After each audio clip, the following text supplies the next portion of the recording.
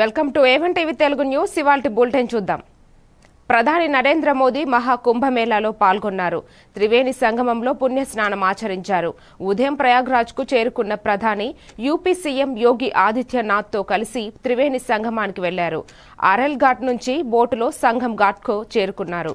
ఆ సమయంలో ప్రధాని మంత్రి కుంభమేళా ప్రాంతం గురించి సీఎం యోగి నుంచి సమాచారం తెలుసుకున్నారు. ఆ తర్వాత సంగం ఘాట్ వద్ద ప్రత్యేక పూజలు నిర్వహించారు. ఆ క్రమంలో ప్రధాని మోదీ చేతిలో రుద్రాక్ష జపమాల పట్టుకుని మంత్రాలు జపిస్తూ సంగమంలో స్నానం ఆచరించారు.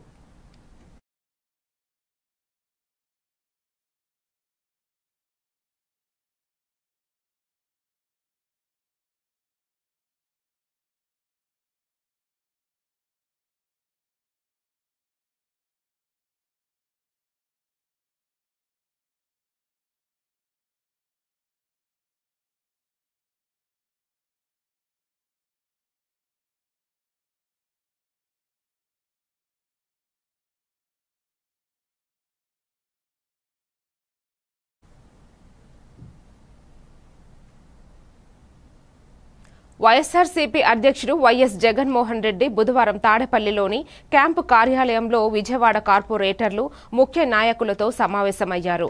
ఈ సమావేశంలో తాజా రాజకీయ పరిణామాలు, పార్టీ వ్యూహాలు, విజయవాడలో పార్టీ బలోపేతంపై చర్చించారు.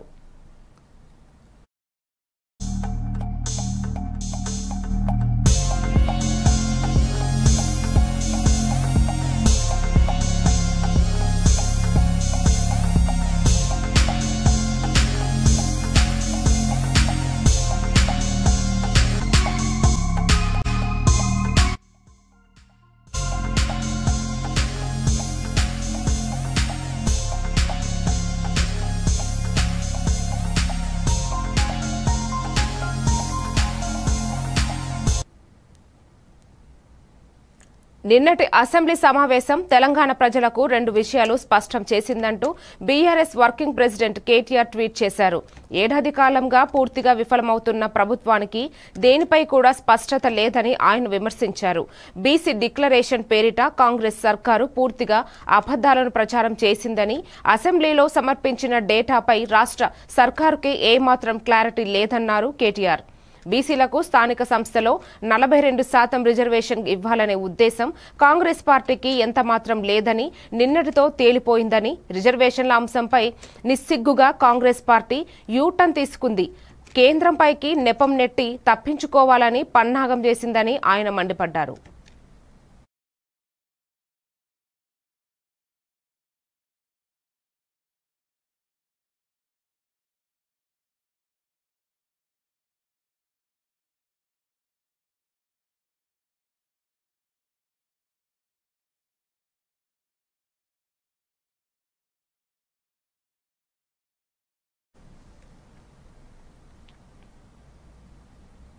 గ్రామాలలో కులగణన, వర్గీకరణ సంబరాలు చేయాలని పార్టీ నేతలకు టీపీసీసీ చీఫ్ మహేష్ కుమార్ గౌడ్ ఆదేశించారు.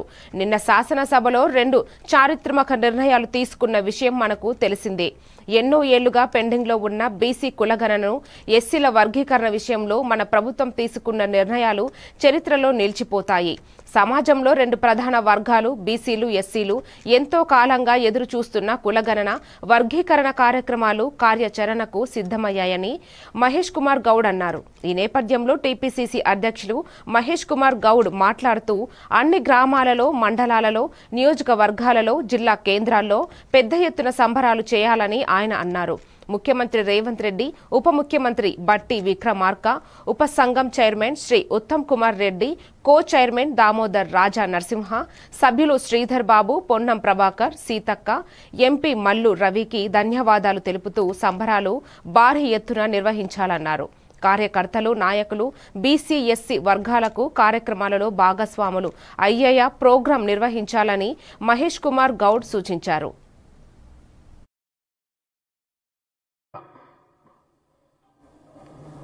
తెలంగాణ చరిత్రలో ఒక అధ్యాయం నిన్నటి రోజు.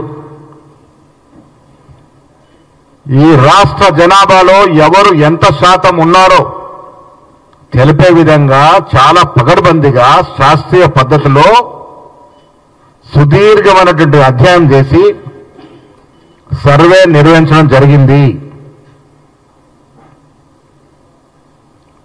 ఇవాళ ఈ రాష్ట్రంలో మైనార్టీ వెనుకబడ్డ తరగతి కలుపుకొని 56% రాష్ట్రంలో వెనుకబడ్డ తరగతుల నిష్పత్తి శాతం ఉంది అని తెలిపే విధంగా సర్వే జరిగింది. ఇది పగడ్బందీగా జరిగింది. ఎక్కడ కూడా అనుమానాలు తావలేకుండా శాస్త్రీయ పద్ధతుల్లో అధికారికంగా సర్వే జరిగింది. వాస్తవాలు బయటకు వచ్చాయి. మేము గర్వంగా ఈ రాష్ట్రంలో 56% ఉన్నామని చెప్పుకునే విధంగా అధికారికంగా లెక్కలు బయటకు వచ్చినటువంటి సందర్భం ఇది. ఇన్నేళ్లు బీసీలకు ఏమీ చేయలేనని రాజకీయ పార్టీలు, రాజకీయ నాయకులు ఈ బాత్తరమైనటువంటి యజ్ఞం లాంటి కార్యక్రమాన్ని చూసి ఓర్చుకోలేక నానా మాటలు మాట్లాడుతూ ఉన్నారు.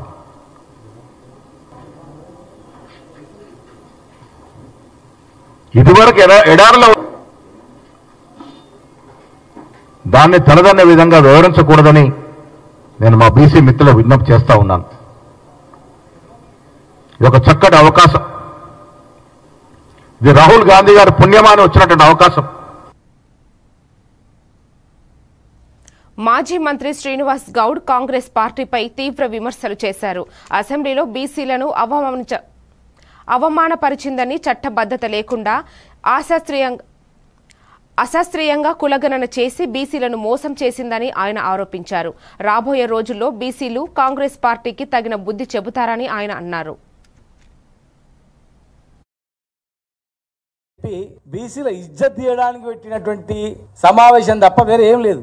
నిజంగా చిత్తశుద్ధి ఉంటే 7 తారీఖు నాడు పెడుతున్నది 5 నుంచి 4 కేబినెట్ సమావేశం కూడా అక్కడనే బీసీ జనగణన మీద జనగణమన వినిపించి వాయిదా పెట్టి జాతీయ గీతాన్ని వినిపించిండ్రు, వాయిదా పడేసిండ్రు. 11 నుంచి 2 గంటల వరకు క్యాబినెట్ లో చర్చించిండ్రు. మరి క్యాబినెట్ లో 11 నుంచి 2 గంటల వరకు చర్చిస్తే శాసనసభ్యులు ఎట్లా ప్రిపేర్ కావాలి? క్యాబినెట్ లో ఇచ్చినటువంటి నోట్ ను వేలాది పేజీలు అని చెప్తున్నారు మీరు. వేల పేజీలు చదువుకోవాలంటే సభ్యులకు సమయం ఉండాలా లేదా? అంటే కేవలం ఏంటంటే మా సంఖ్యను చూపించి ఇగో మీరు గింత అని అవమానపరచడానికి, బీసీలను అవమానపరచడానికి పెట్టినటువంటి సమావేశం తప్ప ఇది వేరేం లేదు. చాలా మంది చరిత్రలో గొప్ప రోజు అంటారు. కాదు, బడుగు బలహీన వర్గాల వాళ్లకు చరిత్రలో చెరిగిపోయినటువంటి ముద్ర అవమానం చేసినటువంటి రోజు ఆ రోజు, నిన్నటి రోజు అనేది. ఎక్కడ కూడా 42% చట్టబద్ధత కల్పిస్తున్నట్టు తీర్మానం కూడా చేయలేదు.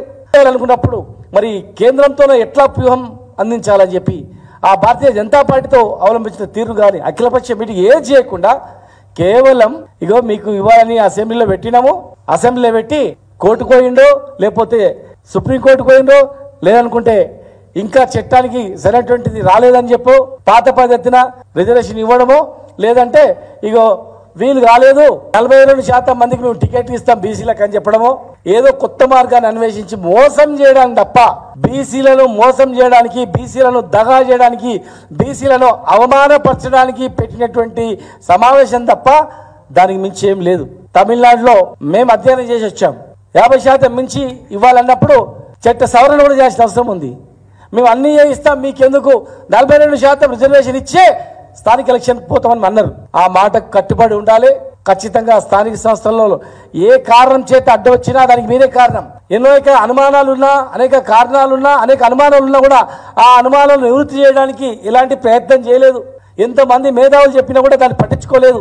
2011లో సెన్సెస్ లో ఉన్న జనాభా కన్నా 2014లో సగల జన సర్వే చేసినటువంటి సర్వే రిపోర్ట్ కన్నా తక్కువ చూపించడం అనేది ఏ ఉద్దేశం? 2014 యొక్క రిపోర్టు వెబ్సైట్ లో ఉందని చెప్తే వెబ్సైట్ నే మ్యాన్ చేసేసారు. తెలంగాణ ప్రజల గమనించండి, వెబ్సైట్ లో ఉన్నటువంటిది అసెంబ్లీలో మాట్లాడిన అర్ధ గంటలోనే సర్వే రిపోర్టు అఫీషియల్ వెబ్సైట్ లో ఉందని చెప్తే వెంటనే చూసి వెబ్సైట్ లో నాట్ ఫౌండ్ అని చెప్పి పెట్టేసారు.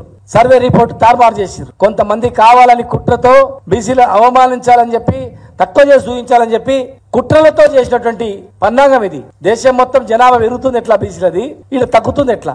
2014కు ఇప్పటికీ ఎట్లా తగ్గిపోతుంది?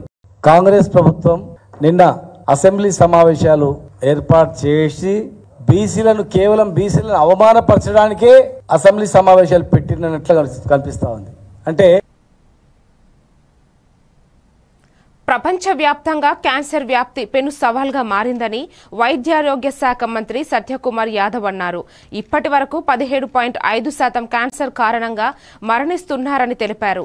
9% మరణాలు క్యాన్సర్ వల్ల ఆంధ్రప్రదేశ్ రాష్ట్రంలో జరుగుతున్నాయి. ప్రజలకు సరైన అవగాహన లోపం, సరైన టైంలో చికిత్స లేకపోవడం మరణాలు కొనసాగుతున్నాయి. క్యాన్సర్ రోగానికి చికిత్స పొందితే నయమవుతాయి. కేంద్ర రాష్ట్ర ప్రభుత్వాలు క్యాన్సర్ బాధితులను ఆదుకోవడానికి పెద్ద ఎత్తున చర్యలు తీసుకున్నామని మంత్రి సత్యకుమార్ యాదవ్ పేర్కొన్నారు. వల్ల క్యాన్సర్ను మనం నివారించుకోవచ్చు లేదా ముందస్తు పరీక్షలు చేయడం వల్ల వాటిని ప్రాథమిక దశలోనే గుర్తించి పూర్తిగా నయం చేసుకోవచ్చు అనే విషయాన్ని ఇవాళ నేను క్యాన్సర్ దినం సందర్భంగా ప్రజలందరికీ కూడా తెలియజేస్తున్నాను. వాళ్ళ కేంద్ర ప్రభుత్వం మీకు సర్వైకల్ క్యాన్సర్ కోసం యుక్త వయసులో ఉన్న అమ్మాయిలకి హెచ్పివి వ్యాక్సిన్ ఇచ్చే ప్రయత్నం చేస్తూ ఉంది. అదేవిధంగా 200 బడ్జెట్లో రాబోయే 3 సంవత్సరాల్లో ప్రతి జిల్లాకి ఒక క్యాన్సర్ డే కేర్ సెంటర్ని ఏర్పాటు చేయాలని కూడా ప్రయత్నం చేస్తూ ఉంది. ఈ సంవత్సరంలోనే 200 క్యాన్సర్ డే కేర్ సెంటర్లను కూడా ఏర్పాటు చేయాలని బడ్జెట్లో ప్రతిపాదన చేసింది. ఇంత పెద్ద ఎత్తున కేంద్ర రాష్ట్ర ప్రభుత్వాలు క్యాన్సర్ నివారణ కోసం పరీక్షల కోసం ప్రయత్నం చేస్తుంటే ప్రజలు కూడా భాగస్వాములు కావాల్సిన అవసరం ఉంది.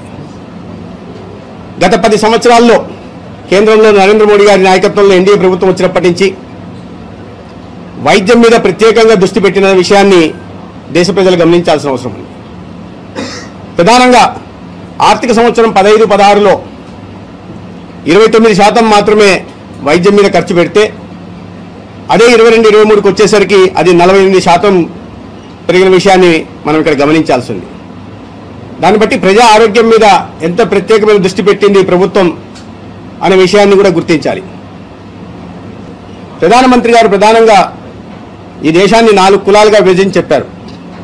పేదలు, రైతులు, మహిళలు, యువకులు. పేదల కోసం అనేక కార్యక్రమాలని గత 10 సంవత్సరాల్లో కేంద్ర ప్రభుత్వం తీసుకొచ్చింది. అది జీవన బీమా కార్యక్రమాలైనా, పేదలందరికీ ఇల్లు నిర్మించే కార్యక్రమమైనా, లేదా ప్రతి ఇంటికి సురక్షిత మంచినీరు అందించి ఆరోగ్య సంరక్షణ కోసం తీసుకున్న నిర్ణయమైనా, ఇవాళ పేదలకి పెద్దపీట వేసి పేదరిక నిర్మూలన కోసం నరేంద్ర మోడీ గారి ప్రభుత్వం ప్రయత్నం చేస్తోంది. తద్వారా ఆంధ్రప్రదేశ్ ప్రభుత్వం కీలక నిర్ణయం తీసుకుంది. ఇకపై ప్రభుత్వ ఉత్తర్వులు తెలుగు భాషలో కూడా జారీ చేయనుంది. గత నెలలోనే ఈ ప్రక్రియను ప్రారంభించాలని ప్రభుత్వం నిర్ణయించగా కొన్ని సాంకేతిక కారణాల వల్ల ఆలస్యమైంది. ప్రస్తుతం ఈ ప్రక్రియను హోంశాఖ ప్రారంభించింది. తొలిసారిగా ఒక ఖైదీ పెరోల్కు సంబంధించిన జీవోను తెలుగు భాషలో విడుదల చేశారు. ఆంధ్రప్రదేశ్ ప్రభుత్వం తీసుకున్న ఈ నిర్ణయం స్థానిక ప్రజల కోసం కీలకమైన చర్యగా భావిస్తున్నారు. ప్రతి జీవో మొదట ఇంగ్లీష్లో విడుదల కానుంది. ఆ తర్వాత 2 రోజుల్లోపు అదే జీవోను తెలుగు భాషలో జారీ చేస్తారు. ఈ విధానం ద్వారా ప్రభుత్వ నిర్ణయాలు, ఉత్తర్వులు ప్రజలకు సులభంగా అందుబాటులోకి రానున్నాయి.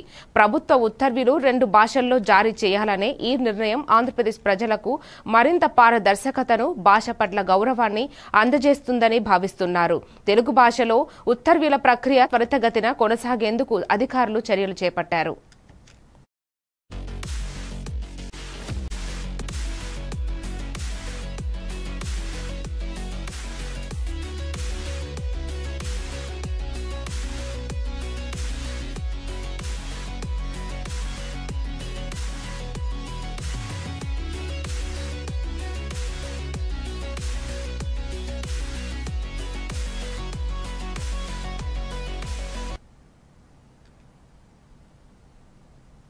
అండర్-19 మహిళల టీం-20 ప్రపంచ కప్లో రాణించిన క్రికెటర్ గొంగిడి త్రిషను తెలంగాణ ముఖ్యమంత్రి రేవంత్ రెడ్డి అభినందించారు.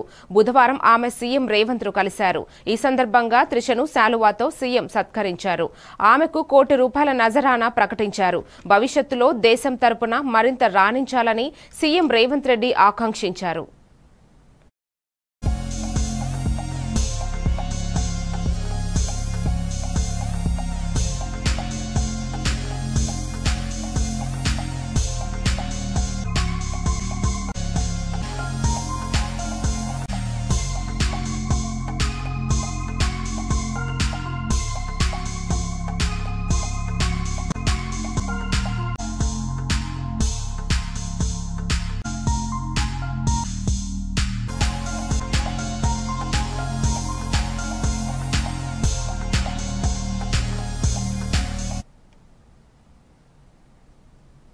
మాజీ ఎమ్మెల్యే దాస్యం వినయ్ భాస్కర్ కాంగ్రెస్ పార్టీపై విమర్శలు చేశారు.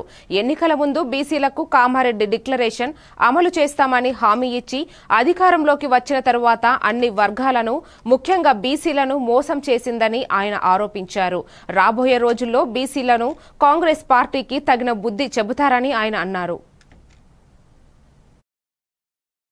రిజర్వేషన్లు కల్పిస్తాం అని చెప్పి కామారెడ్డి డిక్లరేషన్ అమలు చేస్తామని చెప్పి ప్రభుత్వం వచ్చిన తర్వాత మాట కట్టుబడి ఉంటామని చెప్పి ప్రజలందరూ కూడా భావించారు. కానీ ఈ కాంగ్రెస్ ప్రభుత్వం, ఈ రేవంత్ రెడ్డి ప్రభుత్వం అన్ని వర్గాలను ఏ తీరుగా మోసం చేసిందో గత సంవత్సరం నుంచి అదే తీరుగా మేము బీసీ వర్గాలను కూడా మోసం చేస్తామని చెప్పి తప్పుల తడుకతోని సర్వేలు చేసి ఈ రోజు బీసీల ఆత్మగౌరవం దెబ్బతినే విధంగా ఈ రోజు 2011లో చేసినటువంటి సర్వే ఒక తీరుగా ఉంటది. తెలంగాణ రాష్ట్రం ఏర్పడిన తర్వాత ఆనాటి తెలంగాణ తొలి ముఖ్యమంత్రి కేసీఆర్ గారు 24 గంటల్లో లక్షలాది కుటుంబాలను సమగ్ర కుటుంబ సర్వే పేరిట లెక్కలు తీసి ఈ రోజు ఆ లెక్కలను కూడా తారుమారు చేసి కేవలం బీసీ వర్గాలను తగ్గించి ఈ రోజు కాకి లెక్కలు చూపెట్టినటువంటి కాంగ్రెస్ ప్రభుత్వానికి రాబోయే రోజులలో బీసీ వర్గాలంతా కూడా ఖచ్చితంగా గుణపాఠం చెప్తాను కూడా ఈ సందర్భంగా తెలియజేస్తున్నాం.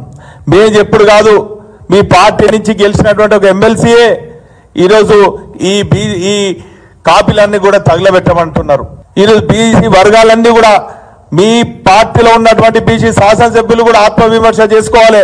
ఈ రోజు బీసీ వర్గాల పక్షాన ఉంటారా, కాకి లెక్కలు చూపెట్టి కాంగ్రెస్ పక్షాన ఉంటారా అన్నది కూడా మరి కాంగ్రెస్ పార్టీలో ఉన్నటువంటి బీసీ ఎమ్మెల్యేలు ఆత్మవిమర్శ చేసుకోవాలని కూడా ఈ సందర్భంగా తెలియజేస్తూ ఇప్పటికైనా కూడా సరిచేసి ఈరోజు నిన్న మేము అసెంబ్లీలో బిల్ పాస్ చేస్తామని చూసిండ్రు. ఈ రోజు మళ్ళా కంటి చూపు చర్యగా ఈ రోజు బీసీ వర్గాలను మోసపూరితంగా ఈ రోజు మా జనాభాను తక్కువ చేసి ఈరోజు 46% ఉన్నాయనో దానికి ఇంకా 10% మైనార్టీలు మరి కలిపి ఈ రోజు రంగంలో ఉన్నటువంటి బీసీ హక్కుల గురించి కూడా మరి మీ పార్టీ ఆత్మవిమర్శ చేసుకొని సరైన లెక్కలతోని 40 కామారెడ్డి డిక్లరేషన్ అమలు చేయాలి.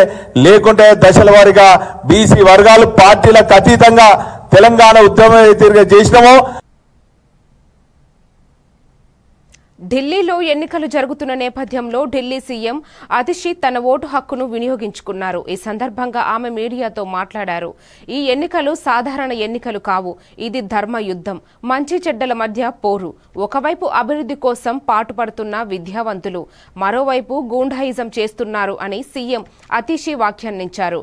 ఢిల్లీ ప్రజలు అభివృద్ధిని ఎన్నుకుంటున్నారని తనకు నమ్మకం ఉందని ఆమె పేర్కొన్నారు. ఈ ఎన్నికలు రాష్ట్ర భవిష్యత్తును నిర్ణయించేలా ఉంటాయని ఆమె తెలిపారు. ये सत्य और असत्य की लड़ाई है, ये काम और गुंडागर्दी की लड़ाई है.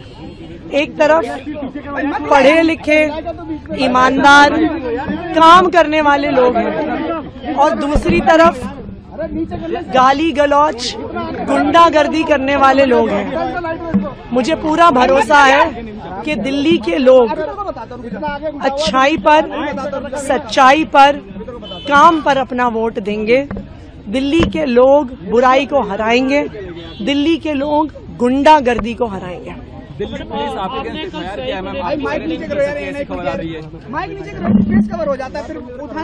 देखिए, दिल्ली पुलिस कुछ भी कर सकती है. दिल्ली पुलिस खुल्लम खुल्ला भारतीय जनता पार्टी के लिए काम कर रही है. भारतीय जनता पार्टी के कार्यकर्ता गुंडागर्दी कर रहे हैं, वोटर्स को डरा रहे हैं, उनके ठिकानों पर पैसा मिल रहा है, इस्तेमाल कर लीजिए. लेकिन लोकतंत्र में आखिरकार जनता की ताकत चलती है. दिल्ली की जनता काम करने वालों के साथ है और दिल्ली की जनता बहुत समझदार है. दिल्ली के वोटर से क्या अपील है मैम आपकी? अपील क्या है?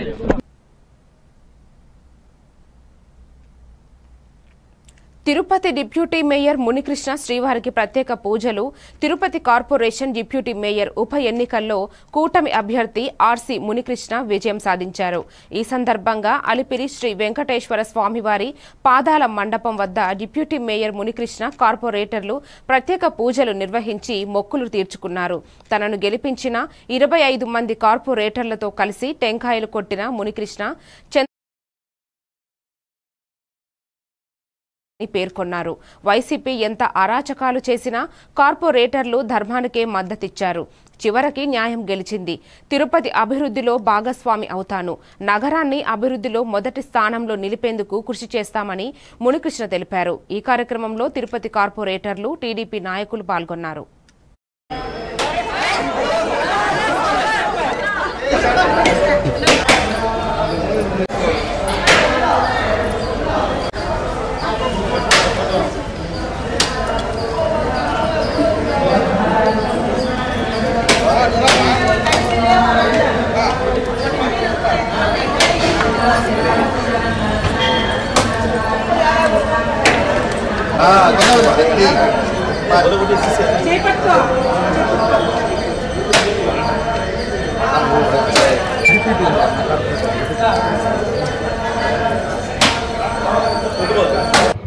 నిన్న రాష్ట్రంలోనే ప్రతిష్టమైన విజయం సాధించాం కూటమి. నిన్న తిరుపతిలో జరిగిన ఉప డిప్యూటీ మేయర్ ఎన్నికల్లో కూటమి అభ్యర్థి ఘన విజయం సాధించారు. నాకు 25 మంది కూటమి తరపున ఓట్లేశారు. వాళ్ళకందరికి కూడా ధన్యవాదాలు. అలాగే ఈరోజు ఆ విజయం చేకూర్చిందని మా కార్పొరేటర్లందరూ, మాకు మద్దతు ఇచ్చిన కార్పొరేటర్లందరూ వచ్చి కలియుగ వెంకటేశ్వర స్వామి పాదాల దగ్గరికి వచ్చి ఆయనకి టెంకాయలు కొట్టి వీరి దర్శనానికి వెళ్తున్నాం. మేము తిరుపతిని ఎంతో అభివృద్ధి చేస్తాం. మా కూటమి నాయకులు అందరం కలిసి, కార్పొరేటర్ అందరం కలిసి తిరుపతిలో ఏ ప్రాబ్లం లేకుండా వాళ్ళ డివిజన్లో వాళ్ళు పూర్తిగా వాళ్ళకి అధికారం ఇచ్చి ఏ అభివృద్ధి అయినా సరే మేము ముందుండి చేసి పెడతాం. ఈ గెలుపు కూడా నారా చంద్రబాబు నాయుడు గారు కావచ్చు, పవన్ కళ్యాణ్ గారు కావచ్చు, అలాగే మా ఇన్ఛార్జి మంత్రి గారు కావచ్చు, అలాగే తిరుపతి ఎమ్మెల్యే గారు కావచ్చు, చంద్రగిరి ఎమ్మెల్యే గారు కావచ్చు, మా పార్టీ నాయకులు అందరూ కూడా మాకు సహకరించిన ప్రతి ఒక్కరికి కూడా ఆ కలియుగ వెంకటేశ్వర స్వామి ఆశీర్వాదం ఉండాలి. వాళ్ళకంతా కూడా ధన్యవాదాలు తెలుపుకుంటున్నాను.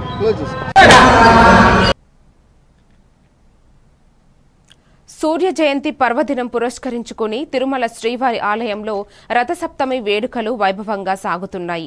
ఇందులో భాగంగా చక్రస్నాన మహోత్సవాన్ని శాస్త్రోక్తంగా ఆలయ అర్చకులు నిర్వహించారు. శ్రీవారి పుష్కరిణిలో శ్రీ సుదర్శన చక్ర తాళ్వార్లకు ప్రత్యేక తిరుమంజనం శాస్త్రోక్తంగా నిర్వహించారు. అనంతరం సుదర్శన చక్రాన్ని పవిత్ర పుష్కరిణిలో ముంచి స్నానం చేయించారు. ఆర్ఘ్యపాద నివేదనలో భాగంగా పాలు, పెరుగు, తేనె, కొబ్బరి నీళ్లు, పసుపు, గంధంతో స్పపనం నిర్వహించారు. వీటిని సంఘనిధి, పద్మనిధి, సహస్రధార, కుంభధారణలతో వైకాసన ఆగమయుక్తంగా స్పపనం నిర్వహించారు.